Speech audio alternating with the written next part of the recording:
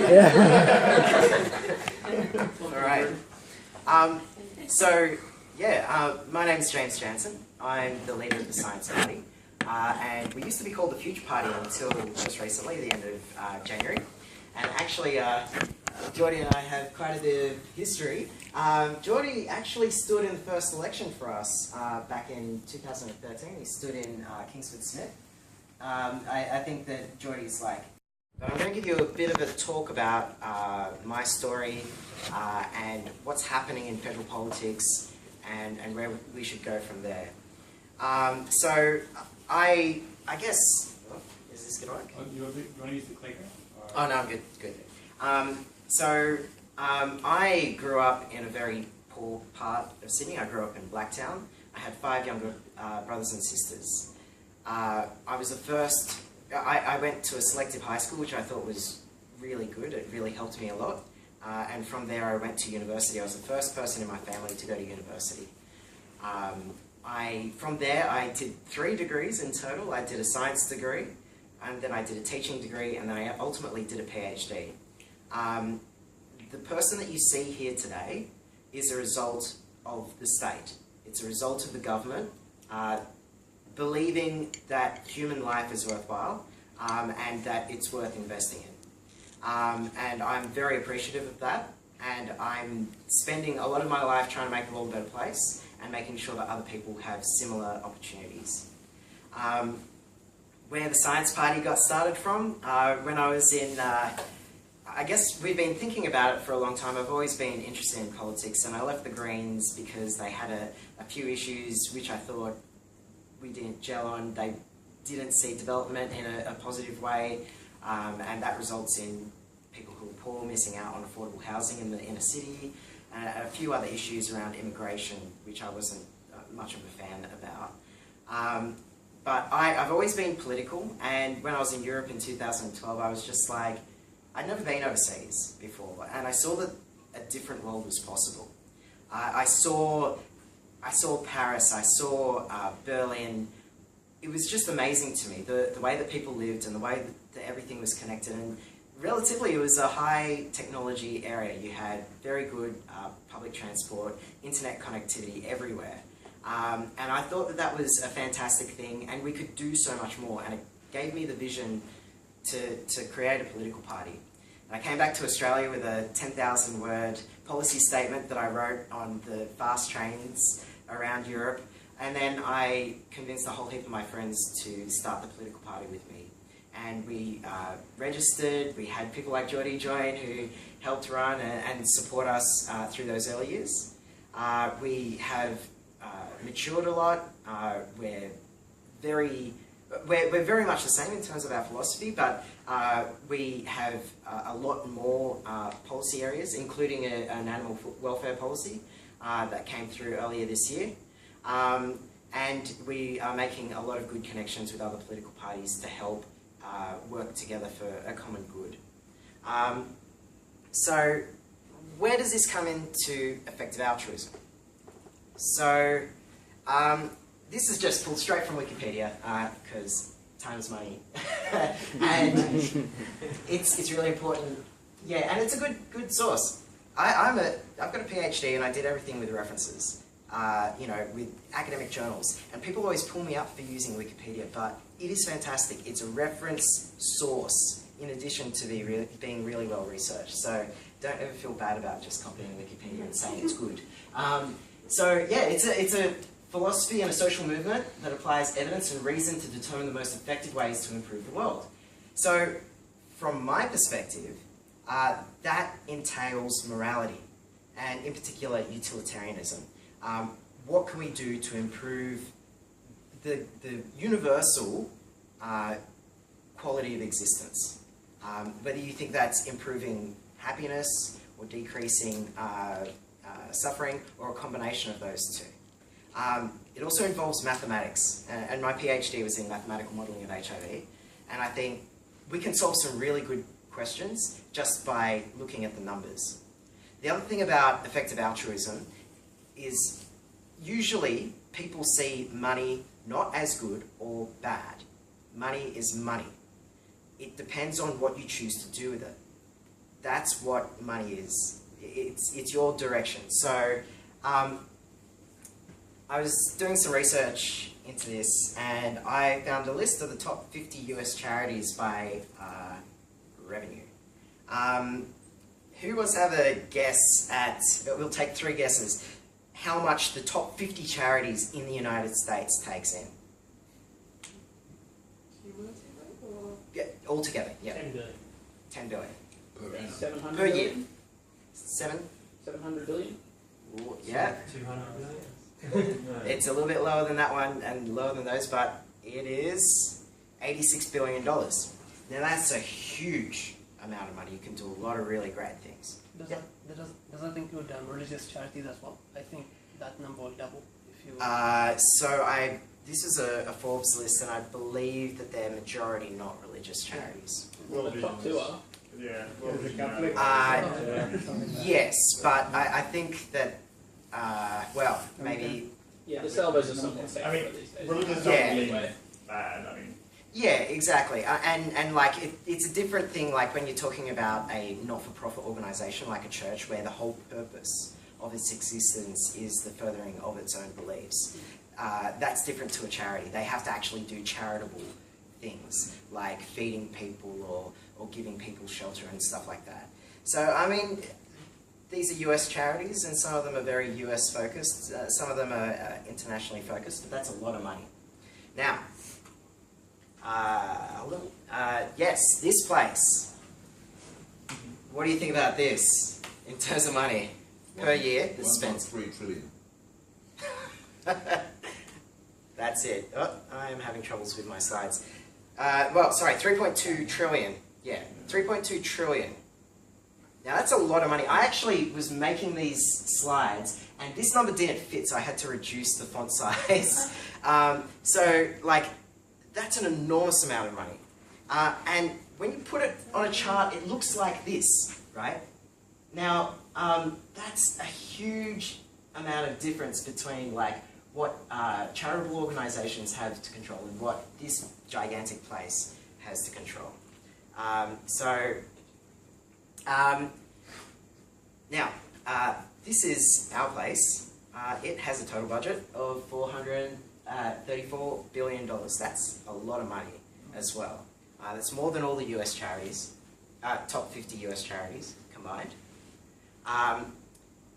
If you go to the ABC website, you can probably just search for this, Australian Government Budget ABC. It'll come up with this really cool interactive breakdown of the different charities, the different sections of the government and what they spend their money on. So I do suggest going there.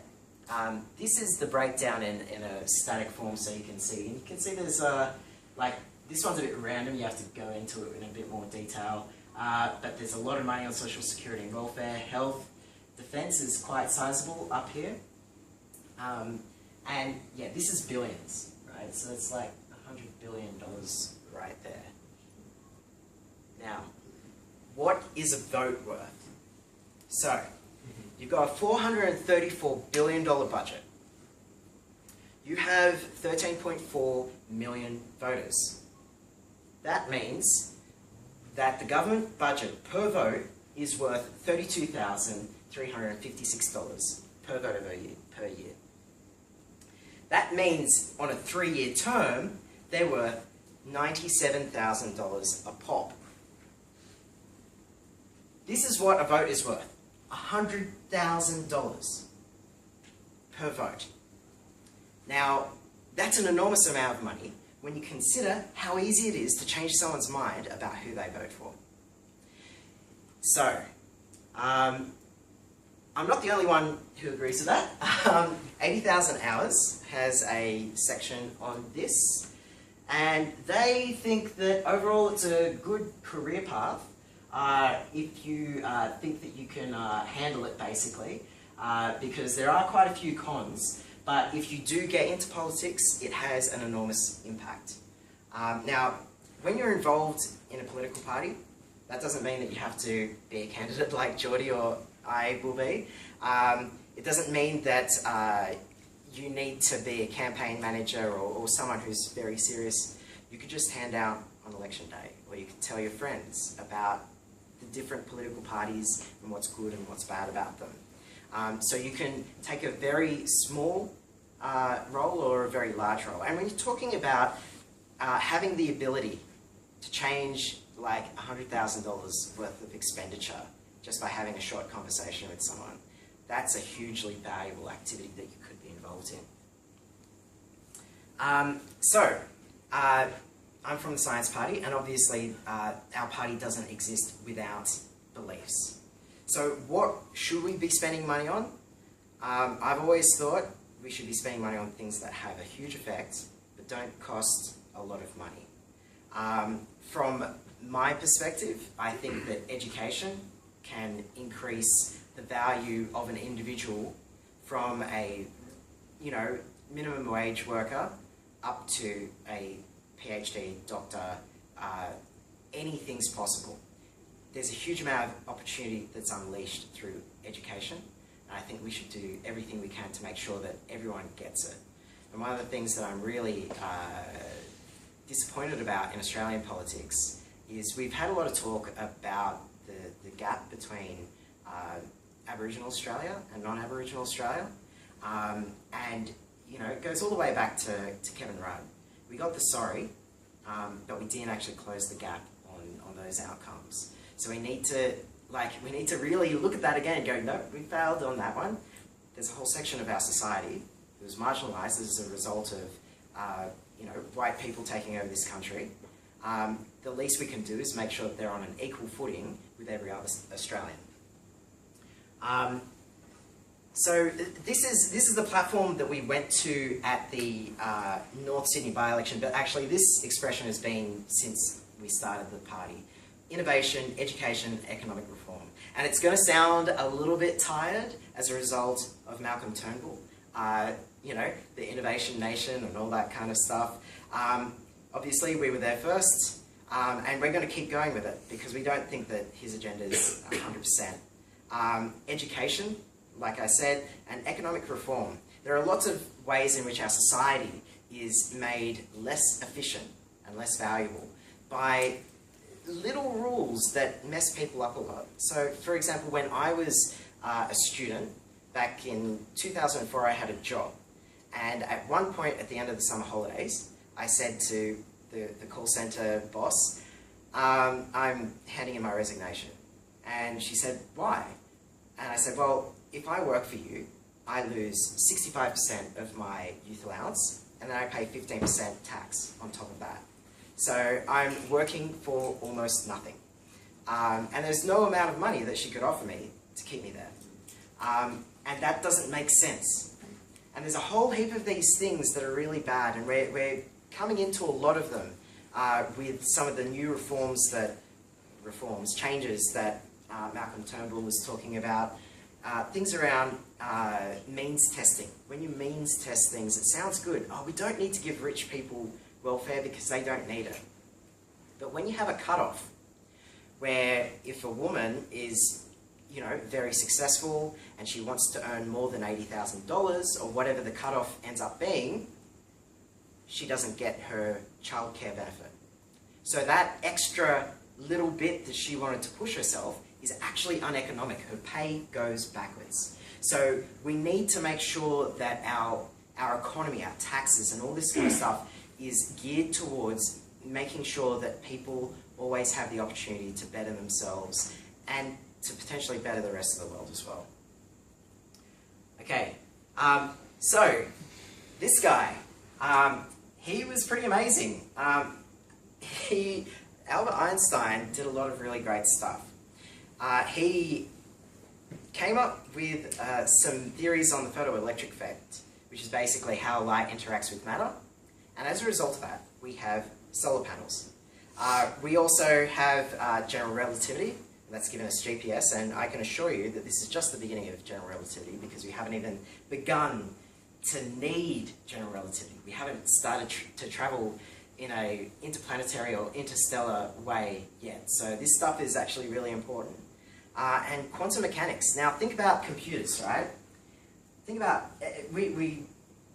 a lot of people, I think, in this space have probably heard about the coming, computer age where robots will take all of our jobs.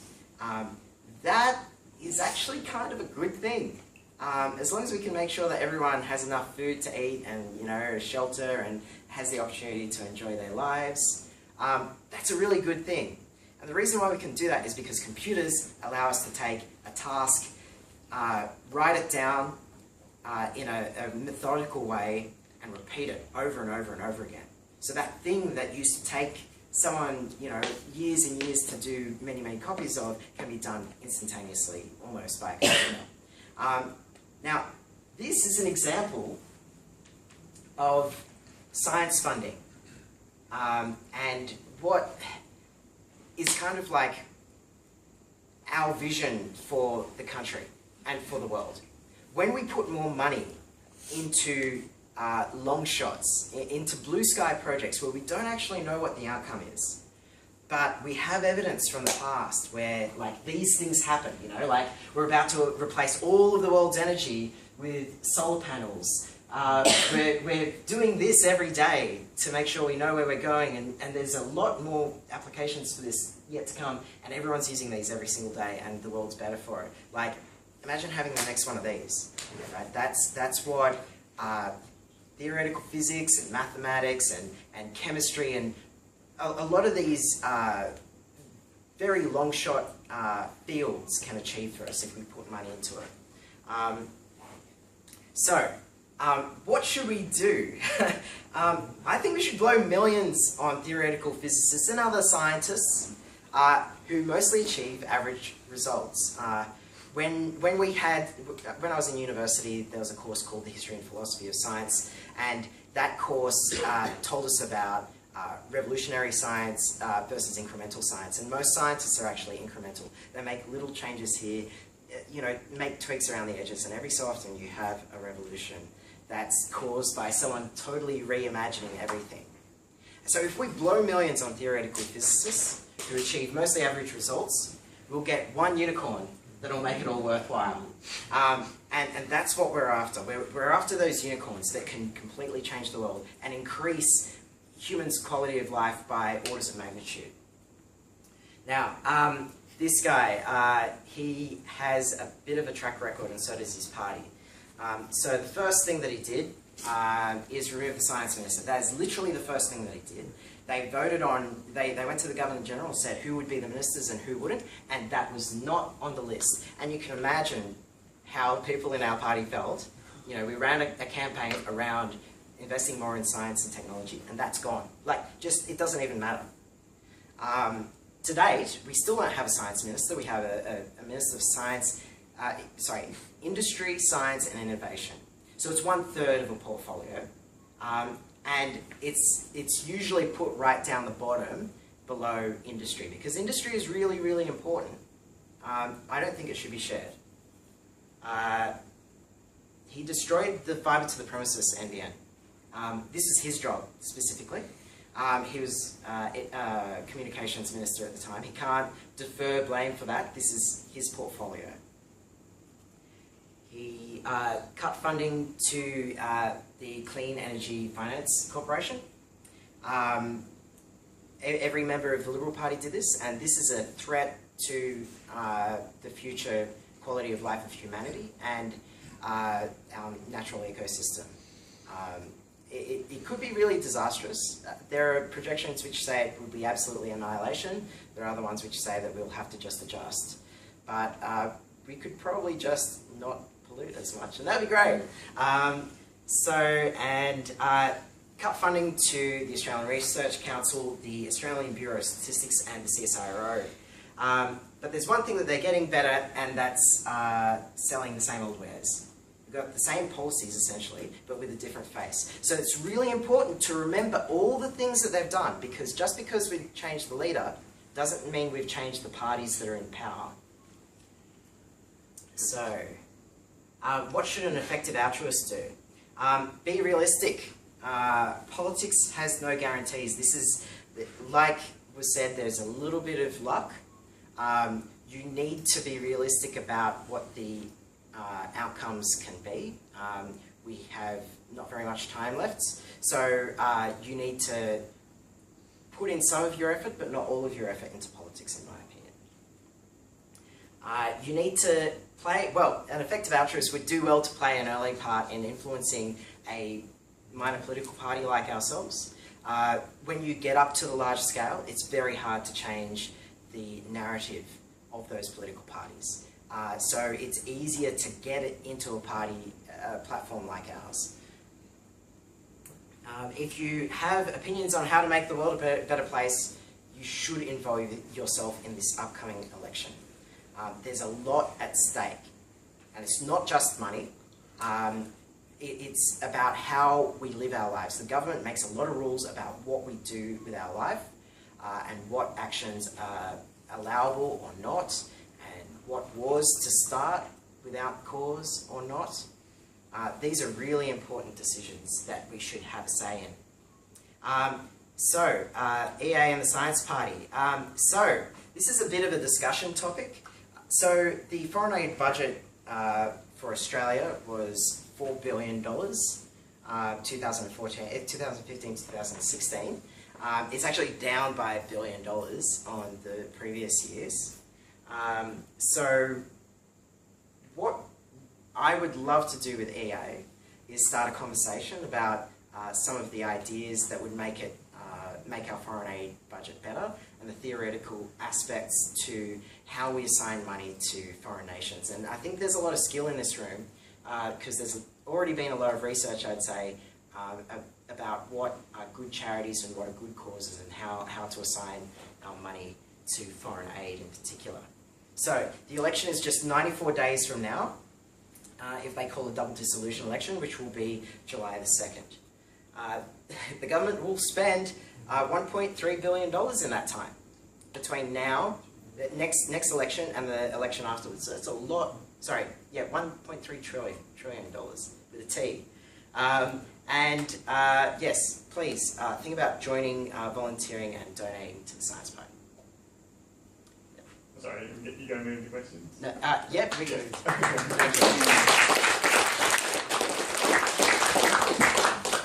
Just go back to this one. Yeah. Okay. Yeah. So I did have a look at the Science Party website, and currently there's nothing at all on foreign aid or. No. So. And the intention was to get EA involved. Yes. Right. So I had discussions with Peter about this a few weeks ago about getting a foreign aid specific platform for the Science Party. Would at least most of the people in the Science Party be, at the very least, up for increasing the foreign aid budget? I'd say so, yeah. Because I mean, it seems like a lot of what's been emphasised so far has been improving Australia. Yeah.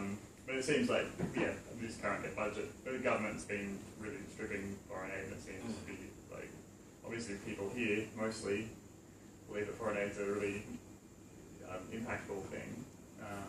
Yeah. I think that the party would be absolutely on board for increasing foreign aid.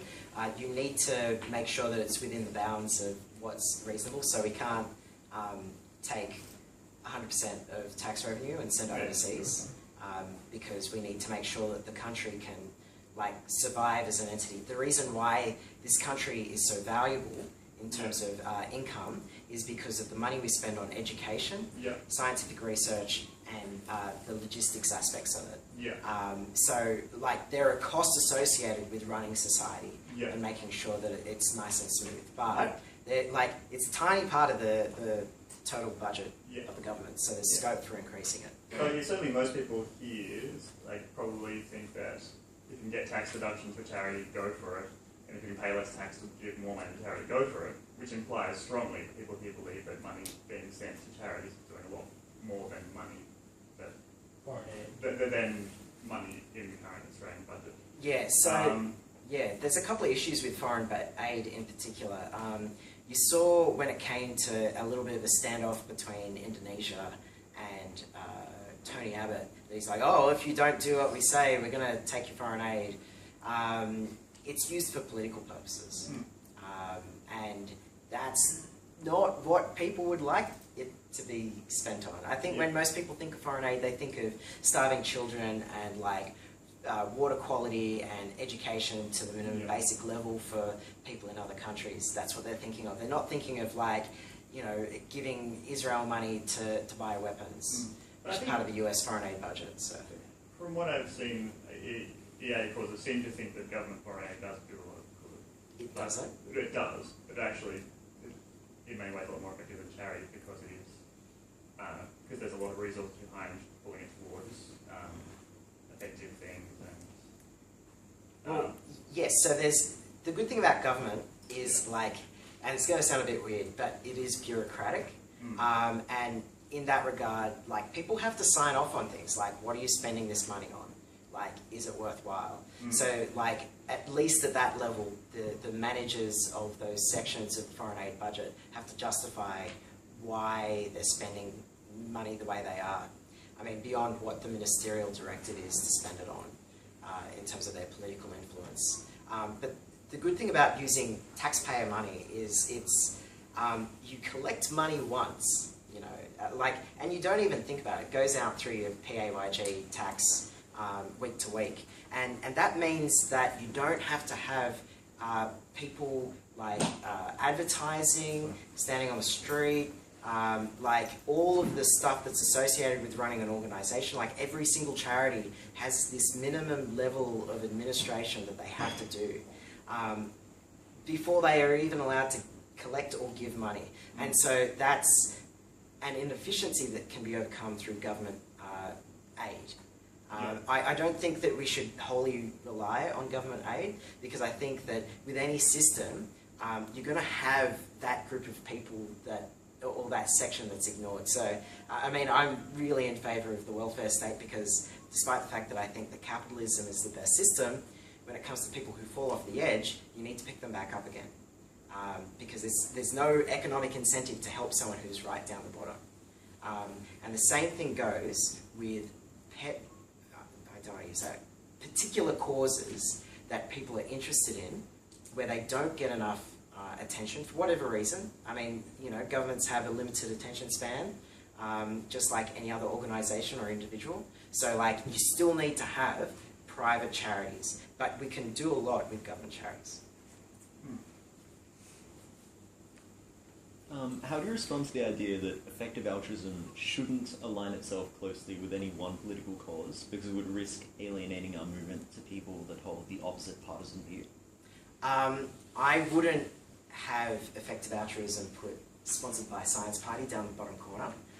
What this is about is encouraging you to get involved in politics generally. Now, the Science Party may not be the party for you. You may find, so if you're very interested in animal causes, the Animal Justice Party has a very extended animal welfare policy. I actually know the people who run it very well.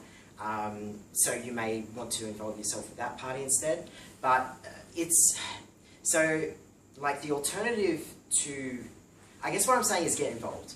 Not to like say everything effective altruism needs to be Science Party, because if you don't get involved or you don't think about it, like you are doing, you're ignoring a huge opportunity to make the world a better place. You know, just in terms of money, just in terms of the power that the state holds over individuals and industries and, you know, all those interrelated things. So I would strongly encourage you to get involved politically no matter what. And 80,000 Hours says the same thing, if you are interested in it. But they're not just saying get involved politically. 80,000 Hours is saying this should be, if you choose this to be like your ultimate goal, right, go do a PPE degree through Oxford or something, and like Yes. you're fully focused on Yes. it. They're not just saying spend some of your time as a hobbyist getting involved in politics. It's a quite different kind of... Yeah, it's different, but I would say that's even better endorsement.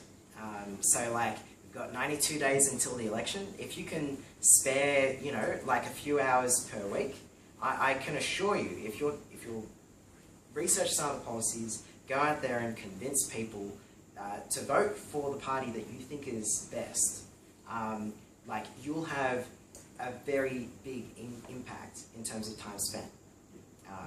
Like, just say, it seems that the biggest impact you'll have is on which major party gets in mostly, right? No, If a minor party holds the balance of power, they have a disproportionate control over the Senate.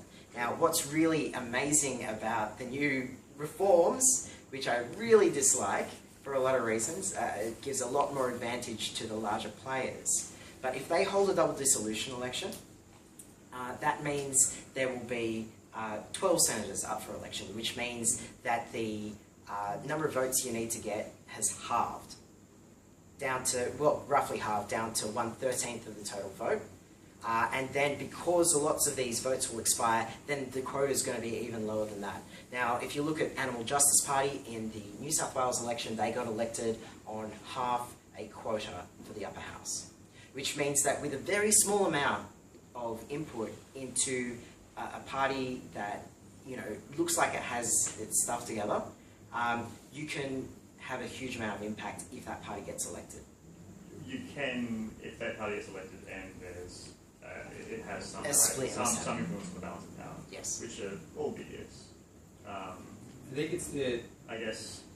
is it in Doing Good Better, William McCaskill talks about, you know, you do the expectancy valuation, you have a very small chance of making a difference, but if you make a difference, it could be a very significant difference. And I suppose what's interesting here, I mean, we're talking about huge sums of money, and since I've always been a little bit apathetic about politics, probably just because of the complexity and because no one naturally drew me into it. But as you think more about it, and Jordy brought it up, I mean, politics is really what makes things happen. You know, if the Science Party gets into power and they change the foreign aid budget, well, that'll probably do a lot more, you know, to alleviate or not alleviate foreign problems than you know, the sort of other things you might devote your time to. But just in relation to the foreign aid policy, James's idea on it, which I thought was quite interesting, was that we could write up some sort of what's the... Well, a guiding principle behind something.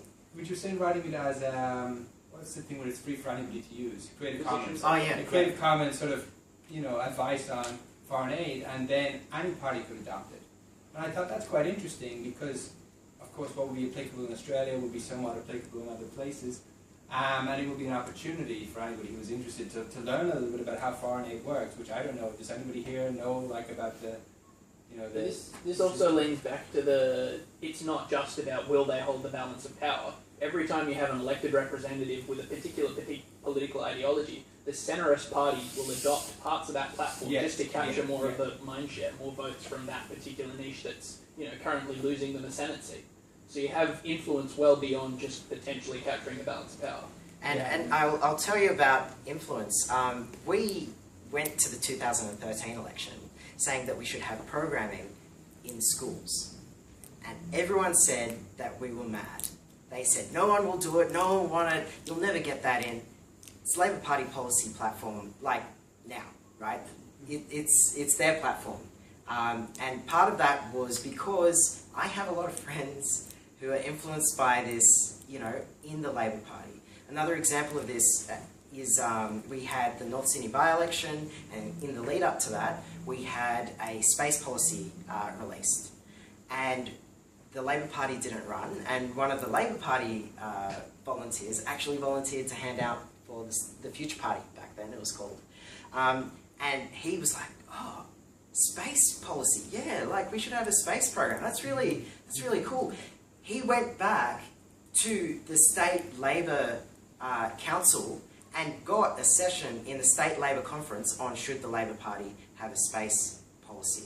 Now, parties, and as long as people start going, okay, that's a pretty good idea, and other politicians start paying attention to, you know, other people with good ideas, they will want to steal them. And to be honest, I would love it if they did, because I actually don't want to be a parliamentarian. I have a small business that's going very well at the moment, and I don't want to leave it because there's a huge opportunity there.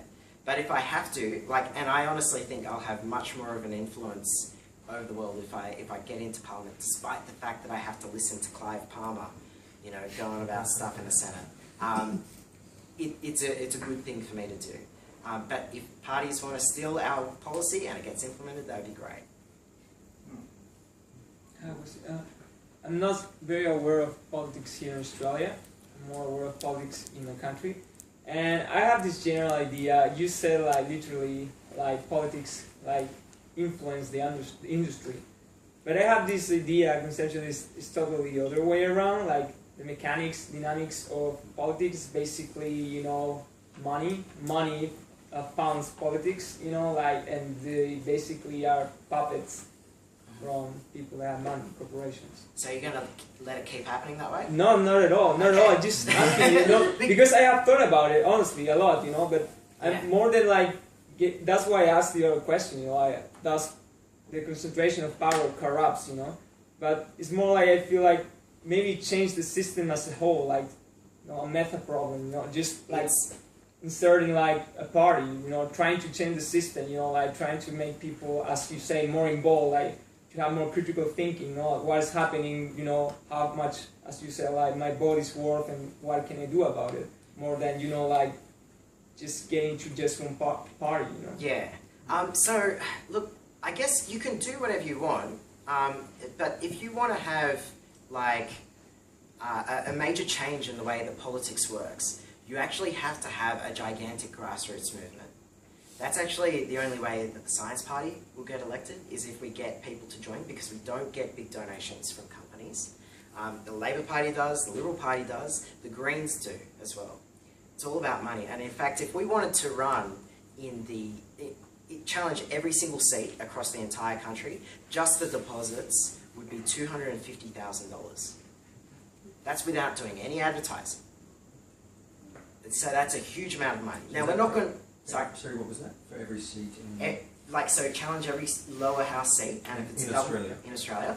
That's not a lot of money, like, if you think about it. For an entire country. Well, how many seats do we talk? 170 lower house, yeah, to 76. No, 150 lower house, 76 lower house. If you want to contest every seat in the country. 250,000 but- is a small part. That's just the admin fees, though. Like, that's not. That's money that you just fees, burn, Yeah. right? So, like, if we want to run a full Senate seat, Senate ticket, like no lower house seats, it's going to be $12,000. That's it. Like, just take $12,000 and burn it, right? And that's a really bad situation that we're in. Like, that the fees are so high. The administrative costs of registering a party are extremely difficult. You have to have 550 people on the electoral roll. The details have to check out. They have to be able to receive a call from the AEC and pick up at the right time and say, yes, I'm part of this political party. It's hard. So, yeah, like, the money issue, it's going to be hard to get away from it. But if we get it from lots of more small places, right, it's less likely that one person will have a lot of influence over it. But how about, like, as you said, starting like revolution? Because I saw in my country there was a big problem with education, and actually a revolution happened. You know, like people went to streets, you know, and it became like a huge thing. They put a lot of pressure on the government, and yeah, they made something, a small change, you know, but it happened. So with social media, internet, and all that, like, when I think about it, it's more like getting people involved through that. You know, like, hey, why don't you think about this? Or making like a page where it's really easy to understand politics and how you can influence, how is your vote for, something like that. You know, like, make people get involved through, I don't know, more creative way. That's what he's trying to do, right? Yeah. Yeah, no, but that's... Yeah, jump on. If you go to the Science Party website, you like the policy, like it. I mean, we have, it's nearing 25,000 words, I think, now for our total policy. It's enormous, right? So we've gone into the depth. We've got right from like colourful pictures about like our principles. Maybe I can take you there. Right down to like the nitty-gritty of like what we stand for. We have it at all those different levels, but what we actually need to do is not just have the information available there, right? We have it. We have like what we stand for, and then you can go into our policy, and it's enormous, right? And each of those ones have like different subsections that you can click on and go through, and it's enormous, right? But it doesn't mean anything unless it's given out and distributed. And one of the big things that like you learn pretty quickly as a young person in the political sphere is that social media, while very influential, is not as influential as you think it is. Because there's a group of people who get most of their news and current events from the television and from their family and friends. right? So you actually need to go out and you need to talk to your family about the decisions that they need to make in 92 days, because they won't hear it on Facebook. They won't, because they won't be on Facebook. They won't hear it on the TV because they have vested interests, right? You need to actually go out there and spread the messages that you believe in order to have a change in the political sphere. So the revolution, absolutely, like you see a lot of them, the Arab Springs, the Orange Revolution, powered by social media. But ultimately, like, people have to put in time and effort to organize. You need to have, an exponential organization. So you basically need to have a system in which you have, distributed control over different sections, you know, be it geographical or demographic or you know, just a group that you have common interests in. You need to have people who spread out these ideas. No, I totally agree, which is more asking about like the procedure, you know, like your aim, your goals, like the plan, you know, like how to achieve that, how to achieve the power you want to grasp. Yeah, Well, so it's... But have you seen, one of the guys on the EA groups has been into newsjacking lately? Have you engaged with that at all? Newsjacking. Sorry. Define. So basically taking a rising news story, picking something just as it breaks, and figuring out a way to basically piggyback your cause onto it. Introduce yourself into the narrative so that as larger and larger media organisations pick it up, they also pick up the byline about, and this is some particular organisation's opinion on it. That's pretty interesting. Yeah, because so that's the reverse use of what most political parties do, which is so you can there's APN Newswire and all these different services that distribute news, and so political parties distribute their press releases. So it goes out there, and then you can look it up, and then you can write your story about it, and then it gets reported. So that's first. You don't even have to wait for it to come up on any newspaper or anything like that. Most political parties send out information, but if you use that to take information... Introduce yourself into someone else's information. Exactly. That's a good idea. Yeah. Sure. Yeah. Okay. Yes. Do you have any? Yeah, so I mean, like, about the policy, we should probably start a Facebook Well, we post can about it. yeah, give a Facebook. I mean, if anybody's interested, it could just be a kind of informal thing that people might work on.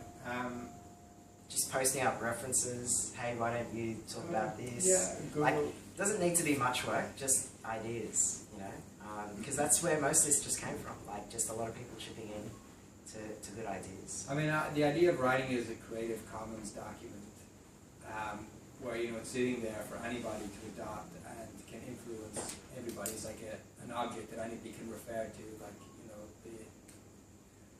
obviously it's not fully fleshed out, but, you know, if we were to take the Labour policies, foreign aid, portfolio, or whatever they recommend, and the Liberal parties, you know, people will be able to compare that to the one that we've come up with, or we might be able to make direct reference to it and underline it. So it's just an idea. It's something that I do think will be a productive area of collaboration potentially, and if anybody is interested in doing it, it'd be a great way to learn and to network. And yeah, so I guess we'll leave it open. Unless anybody wants to jump. James, why don't you post on the global EA group, like, help us write a policy? Yeah, that'd be good. I don't think I'm actually part of the global EA group. Yeah, okay, cool. You made me admin for EA Sydney a long time ago, I think.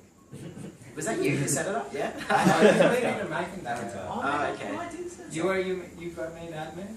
So yeah, I was. It was very early days, so it's like, but it's actually kind of interesting. I was thinking about Facebook groups and like what happens. Like you end up with people who like post junk on your group, and that's a real problem. And so it's actually better for you to like take people who you have like lots of common friends with, just give them admin roles, and when they like, oh, I'm an admin for this, and like they can just delete stuff like if it's spam or like. Yeah, help add people as well. So it's like it's kind of useful. Identify with it, haven't they? So yeah. Yeah. Not the responsibility. Decentralized control of Facebook admins. They have their own friends as admins. Just a group of admins who just like, there's no posts. Yeah.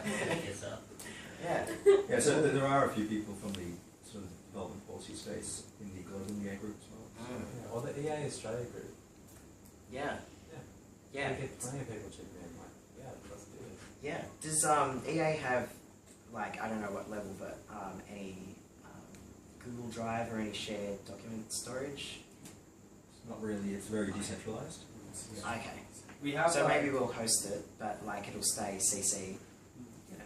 Yeah, if you keep it Creative Commons, it's more appealing to people. I mean, the concern people might have is that we're doing work for the science party, which actually some people could argue that's fair enough. We what the science party is doing, but it's better if we can avoid any sort of concern related to that. And it's just a foreign aid policy, recommendations for foreign aid that anyone can adopt. Yeah. But yeah, so we do another round of applause, I think.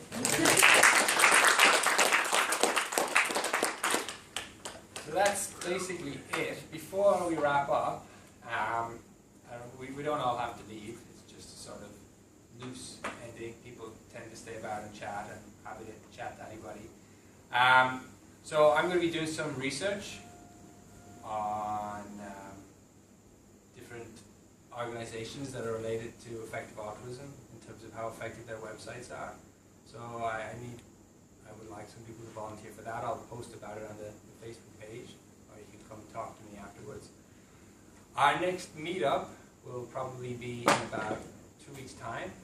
Probably be at Lentil as Anything, because we can rent that out. So it's just a dinner. For any of you who haven't been there before, it's sort of like a more casual thing than this, where we just get together and we just chat in small groups rather than having formal talks. The next set of formal talks will be about 4 weeks' time. We'll have 2 new speakers, or probably 2, maybe 1. Similar sort of setup. It'd be great if I could see all of you guys at future EA events. It'd be also cool if you could bring your friends. We're sort of a grassroots movement as well. As related to a lot of the stuff we've talked about today, a lot of people, the reason they don't get involved in stuff is they don't know about it. They come along and they find out about something, and then it changes their values and their interests, and then they see it aligns with their existing interests, and then they get involved. So, if you found this interesting, you know people who might find it interesting, please tell them. And yeah, I suppose that's basically it. So let's just do what we want from here. I'm sure that